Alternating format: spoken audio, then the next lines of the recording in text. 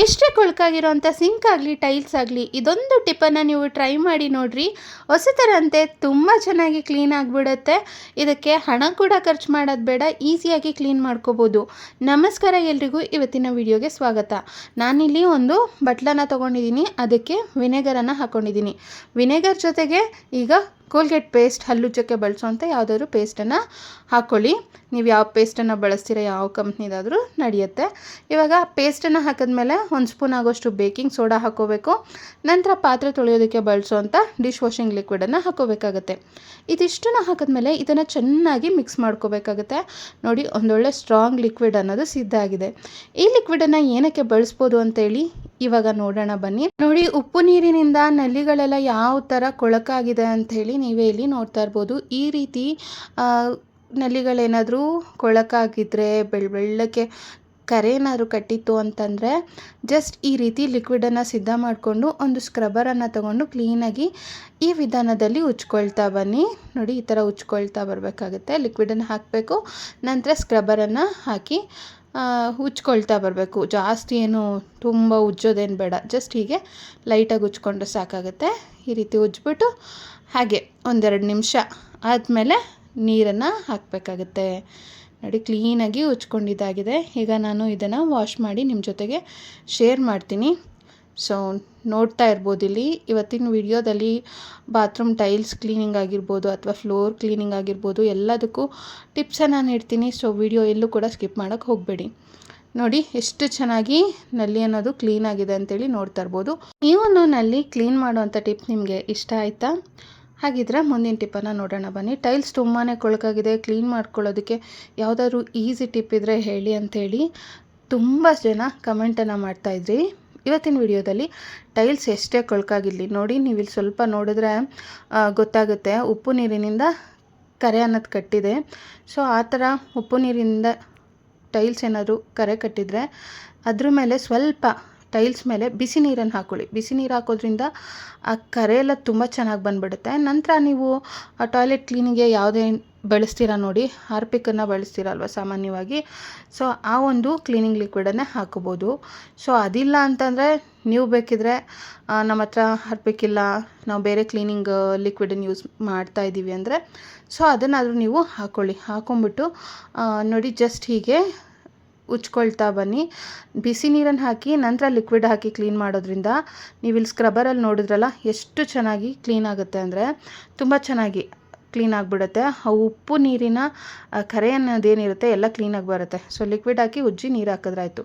ಇದು ನೋಡ್ತಾ ಇದ್ದೀರಲ್ಲ, ನೆಲದ್ದು ಉಪ್ಪು ನೀರಿನಿಂದ ಈ ಥರ ಕರೆ ಕಟ್ಬಿಟ್ಟಿರುತ್ತೆ. ಇದನ್ನು ನಾರ್ಮಲಾಗಿ ಹಾಗೆ ವಾಶ್ ಮಾಡಿದರೆ ಹೋಗೋದಿಲ್ಲ, ಬಟ್ ನಾವು ಈ ಥರ ಕ್ಲೀನ್ ಮಾಡೋದ್ರಿಂದ ತುಂಬ ಚೆನ್ನಾಗಿ ಹೋಗುತ್ತೆ. ನೀವೇ ನೋಡಿರೋ ಶಾಕ್ ಆಗ್ತೀರಾ. ನೋಡಿ, ನಾನು ಕೂಡ ಅಷ್ಟೇ ಹಾರ್ಪಿಕನ್ನು ಸಾಮಾನ್ಯವಾಗಿ ಟಾಯ್ಲೆಟ್ ಕ್ಲೀನ್ ಮಾಡೋದಕ್ಕೆ ಅಂತೇಳಿ ಬಳಸ್ತಾರೆ, ಬಟ್ ಆದರೆ ನೋಡಿ ನಾನಿಲ್ಲಿ ಸ್ವಲ್ಪ ಬಿಸಿ ನೀರನ್ನು ಹಾಕ್ಕೊಂಡು ನಂತರ ಹಾರ್ಪಿಕನ್ನೇ ಹಾಕಿದ್ದೀನಿ. ಹಾರ್ಪಿಕನ್ನು ಹಾಕಿ ನಂತರ ಒಂದು ಬ್ರಷನ್ನು ತೊಗೊಂಡು ಈ ರೀತಿ ಉಜ್ತಾ ಇದ್ದೀನಿ. ಸೊ ಮೊದಲನೇ ಬಾರಿ ಈ ಥರ ಕ್ಲೀನಾಗಿ ಉಜ್ಬಿಟ್ಟು ಈಗ ನೋಡಿ ಯಾವ ಥರ ಇದೆ ನೀವು ಇಲ್ಲಿ ಅಂತ ಮೊದಲ ನೋಡ್ಕೊಳ್ಳಿ. ಇದನ್ನು ಕ್ಲೀನ್ ಮಾಡಿದ್ಮೇಲೆ ಯಾವ ಥರ ಆಗುತ್ತೆ ಅಂತ ನೆಕ್ಸ್ಟ್ ನೀವು ನೋಡಬಹುದು. ನೋಡಿ, ಹಾರ್ಪಿಕನ್ನು ಹಾಕಿ ಉಜ್ಜಿ ಫಸ್ಟು ನೀರನ್ನು ಹಾಕಿದ್ದೀನಿ. ಸ್ವಲ್ಪ ಬೇಕಿದ್ರೆ ನೀವು ಇದ್ರ ಜೊತೆಗೆ ಬ್ಲೀಚಿಂಗ್ ಪೌಡ್ರ್ ಬರುತ್ತಲ್ಲ ಅದನ್ನು ಕೂಡ ಹಾಕ್ಕೋಬೋದು. ಇಲ್ಲ ಅಂತಂದರೆ ಹಾರ್ಪಿಕನ್ನು ಹಾಕಿ ಉಜ್ಕೋಬೋದು. ಸೊ 2ನೇ ಬಾರಿ ಹಾರ್ಪಿಕನ್ನು ಹಾಕಿ, ಇದು ಸೆಕೆಂಡ್ ಟೈಮ್ ನಾನು ಹಾರ್ಪಿಕನ್ನು ಹಾಕಿ ಉಜ್ತಾ ಇದ್ದೀನಿ. ಸೊ ಫಸ್ಟು ಒಂದು ಸಲ ಹಾಕಿ ವಾಶ್ ಮಾಡಿದ್ಮೇಲೆ ಎಷ್ಟು ಕ್ಲೀನ್ ಆಗಿದೆ, ಇವಾಗ ಸೆಕೆಂಡ್ ಟೈಮ್ ಹಾಕಿ ನಾನು ನೋಡಿ ಉಜ್ಜಿ ಕ್ಲೀನ್ ಮಾಡಿ ತೋರಿಸ್ತೀನಿ ನಿಮಗೆ. ಸೊ ಎಲ್ಲೆಲ್ಲಿ ಇದನ್ನು ಹಾಕಿ ಕ್ಲೀನಾಗಿ ಉಜ್ಕೊಳ್ತೀವಿ ನೋಡಿ, ಅಲ್ಲಿ ಅಷ್ಟು ಚೆನ್ನಾಗಿ ಇದು ಕ್ಲೀನ್ ಆಗುತ್ತೆ. ಸೊ ಇಲ್ಲಿ ನೋಡ್ತಾ ಇರ್ಬೋದು, ಅಲ್ಲಿ ಟೈಲ್ಸ್ ಹತ್ರ ಮೇಲ್ಭಾಗದಲ್ಲೂ ಕೂಡ ಅಷ್ಟೇ ಎಷ್ಟು ಉಪ್ಪು ನೀರಿನಿಂದ ನೋಡಿ, ಇದೆಲ್ಲ ಸಾಲ್ಟ್ ವಾಟರಿಂದ ಆಗಿರೋಂಥ ಕಲೆಗಳು. ನೀರನ್ನು ಹಾಕಿ ಸ್ವಲ್ಪ ಬಿಸಿನೀರನ್ನು ಹಾಕಿ ನಂತರ ಹಾರ್ಪಿಕ್ ಹಾಕಿ ನಂತರ ಉಜ್ಜಿ ತುಂಬ ಚೆನ್ನಾಗಿ ಕ್ಲೀನ್ ಆಗಿಬಿಡುತ್ತೆ. ನೋಡಿ, ಮೊದಲು ಯಾವ ಥರ ಇತ್ತು ಈ ಟೈಲ್ಸ್ ಎಲ್ಲ, ಸೊ ನಾನು ಬಿಸಿ ನೀರನ್ನು ಹಾಕಿ ಈ ಒಂದು ಲಿಕ್ವಿಡನ್ನು ಹಾಕಿ ಉಜ್ಜಿದ್ದೀನಿ. ಎಷ್ಟು ಚೆನ್ನಾಗಿ ಕ್ಲೀನ್ ಆಗಿದೆ ನೋಡಿ. 1-2-3 ಬಾರಿ ರಿಪೀಟ್ ಮಾಡಿದ್ರೆ ಎಷ್ಟೇ ಉಪ್ಪು ನೀರಿನಿಂದ ಕಲೆ ಕಟ್ಟಿದ್ರು ಕೊಳಕಾಗಿದ್ರು ತುಂಬ ಚೆನ್ನಾಗಿ ಕ್ಲೀನ್ ಆಗಿಬಿಡುತ್ತೆ. ಸೊ ಲೈವ್ ರಿಸಲ್ಟನ್ನು ನಿಮ್ಮ ಜೊತೆಗೆ ಶೇರ್ ಮಾಡಿದ್ದೀನಿ. ಇನ್ನು ಮುಂದೆ ಸ್ವಲ್ಪ ಬಿಸಿ ನೀರನ್ನು ಬಳಸಿ ನಂತರ ಕ್ಲೀನಿಂಗ್ ಲಿಕ್ವಿಡನ್ನು ಹಾಕಿ ಉಜ್ಜಿ ಕ್ಲೀನ್ ಆಗುತ್ತೆ ಟೈಲ್ಸ್ ಎಲ್ಲ ತುಂಬ ಚೆನ್ನಾಗಿ. ಈಗ ಮುಂದಿನ ಟಿಪ್ಪನ್ನು ನೋಡೋಣ. ನೀವಿಲ್ಲಿ ನೋಡ್ತಾ ಇರ್ಬೋದು, ಪಾತ್ರೆ ತೊಳೆಯುವಂಥ ಸಿಂಕ್ ಉಪ್ಪು ನೀರಿನಿಂದ ಇದು ಕೂಡ ತುಂಬಾ ಕರೆ ಕಟ್ಟಿದೆ. ಇದನ್ನು ಕ್ಲೀನ್ ಮಾಡೋಕ್ಕಾಗಲ್ಲ ಅಂತೇಳಿ ಅಂದ್ಕೊಳ್ಳೋದು ಬೇಡ, ತುಂಬ ಚೆನ್ನಾಗಿ ಕ್ಲೀನ್ ಮಾಡ್ಬೋದು. ಈ ಕಡೆ ನೋಡಿ, ಈ ಕಡೆ ಒಂದು ಸೈಡ್ ಮಾತ್ರ ಬ್ಲ್ಯಾಕ್ ಆಗಿದೆ. ಸೊ ಇಲ್ಲಿ ಈ ಒಂದು ಟಿಪ್ ವರ್ಕ್ ಆಗಿದೆ, ಹಾಗಾಗಿ ನಿಮ್ಮ ಜೊತೆಗೆ ಶೇರ್ ಮಾಡ್ತಾ ಇದ್ದೀನಿ. ಸೊ ಇಲ್ಲಿ ಫಿಲ್ಟರ್ ಫಿಕ್ಸ್ ಮಾಡಿರ್ತೀವಲ್ಲ, ಅದರಿಂದ ನೀರು ಬರ್ತಾ ಇದೆ. ಜಾಸ್ತಿ ನೀರು ಈ ಥರ ಬರ್ತಾ ಇದ್ರೂ ಕೂಡ ಉಪ್ಪು ನೀರಾಗಿದ್ದರೆ ಬೇಗನೆ ಕರೆ ಕಟ್ಟಿಬಿಡುತ್ತೆ. ಸೊ ಆ ಥರ ಆಗಿದೆ ಅಂತಂದರೆ ನೋಡಿ, ಇದಕ್ಕೂ ಅಷ್ಟೇ ನಾನು ಹಾರ್ಪಿಕನ್ನೇ ಹಾಕ್ಕೊಳ್ತಾ ಇದ್ದೀನಿ. ಸೊ ಹಾರ್ಪಿಕನ್ನು ಹಾಕಿ ನಂತರ ಸ್ಕ್ರಬ್ಬರನ್ನು ತೊಗೊಂಡು ಫಸ್ಟು ಈ ಥರ ಉಜ್ಕೊಳ್ತಾ ಇದ್ದೀನಿ. ಮೊದಲನೇ ಸಲ ಈ ಥರ ಲಿಕ್ವಿಡನ್ನು ಹಾಕಿ ಒಂದು ಸತಿ ಟೈಲ್ಸ್ ಮೇಲೆ ನೋಡಿ, ಒಂದು ಸತಿಗೆ ಈ ಥರ ಉಜ್ಜಿದ್ರೆ ಇಲ್ಲಿ ನೋಡ್ತಾ ಇದ್ದೀರಲ್ಲ, ಆ ಉಪ್ಪು ನೀರಿನ ಕಲೆ ಎಲ್ಲ ಏನು ಜುಮ್ ಅಂತ ಇಲ್ಲ, ಒಂಚೂರು ಕೂಡ ಹೋಗ್ತಾನೆ ಇಲ್ಲ. ಸೊ ಅದನ್ನು ನಾನು ಕ್ಲೀನ್ ಮಾಡಿ ತೋರಿಸ್ತೀನಿ, ಯಾವ ವಿಧಾನದಲ್ಲಿ ಕ್ಲೀನ್ ಮಾಡಬೇಕು, ಯಾವ ವಿಧಾನದಲ್ಲಿ ಕ್ಲೀನ್ ಮಾಡಿದ್ರೆ ಅದೆಲ್ಲ ಹೋಗುತ್ತೆ ಅಂತ. ನೋಡಿ ಶಾರ್ಪ್ ಇರುತ್ತೆ ನೋಡಿ. ಸೊ ಆ ಥರ ಚಾಕು ಸ್ವಲ್ಪ ಗಟ್ಟಿ ಇರೋವಂಥದ್ದೇ ತೊಗೊಳ್ಳಿ.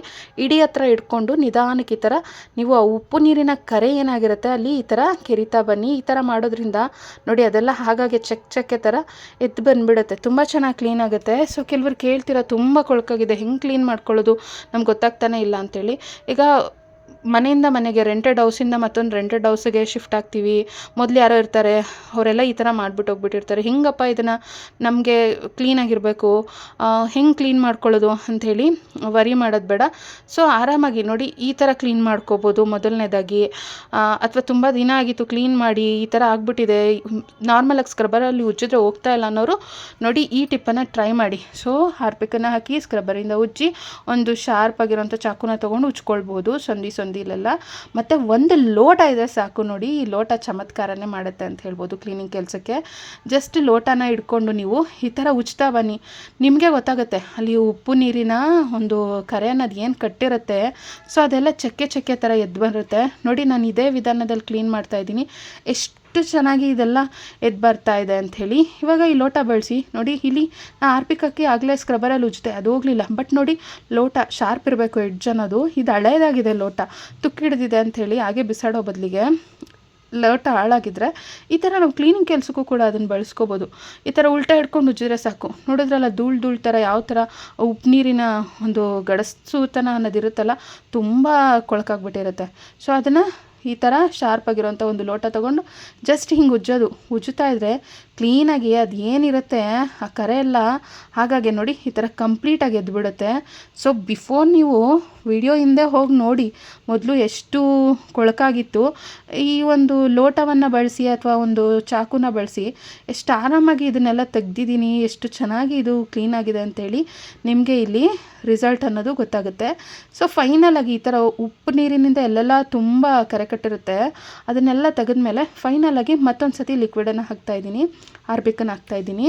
ಹಾಕ್ಬಿಟ್ಟು ಸ್ಟೀಲ್ ಸ್ಕ್ರಬ್ಬರಿಂದ ಉಜ್ತೀನಿ. ಇವಾಗ ಇದು ಕಂಪ್ಲೀಟಾಗಿ ಕ್ಲೀನ್ ಆಗಿಬಿಡುತ್ತೆ. ಮೊದಲೇ ಈ ಮೆಥಡನ್ನು ಟ್ರೈ ಮಾಡಿದ್ರೆ ಅಷ್ಟು ಸರಿಯಾಗಿ ಹೋಗಲ್ಲ.